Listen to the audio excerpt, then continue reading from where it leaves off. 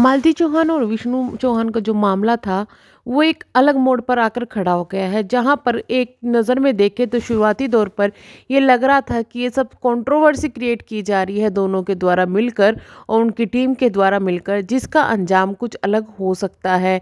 लेकिन अब जो असलियत सामने आ रही है उसका नतीजा बहुत ही बेकार निकला है।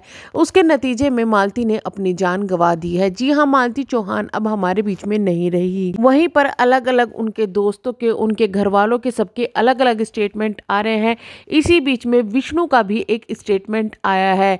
दरअसल जब मालती की डेड बॉडी घर के अंदर पड़ी हुई थी उस वक्त एक इंटरव्यू आ रहा था विष्णु चौहान का एक न्यूज़ चैनल पर। वहां पर विष्णु चौहान कुछ भी दुखी नहीं दिखाई दे रहे थे। बहुत नॉर्मल तरीके से वो इंसान बात करता हुआ दिखाई दे रहा था।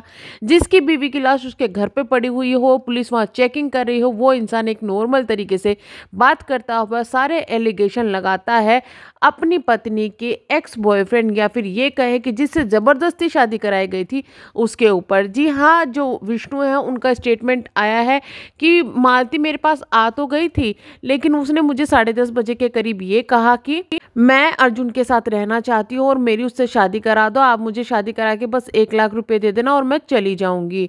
इसके बाद में मैंने कहा कि तुम ठीक है, तुम बात कर लो, मैं तुम्हारी शादी करा दूंगा।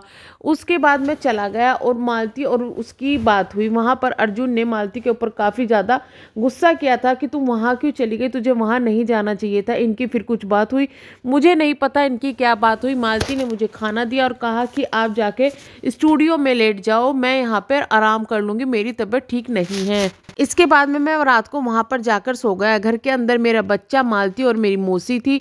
मौसी अलग कमरे में सो रही थी। इसके बाद क्या हुआ मुझे नहीं पता, रात को उनकी क्या बात हुई थी वो भी मुझे नहीं पता।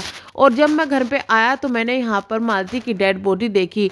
इससे ये साफ ये जाहिर होता है कि कहीं ना कहीं विष्णु झूठ बोल रहा है और सारे केस को, जो सब कुछ हुआ है उसमें अर्जुन को फंसाने की कोशिश कर रहा है।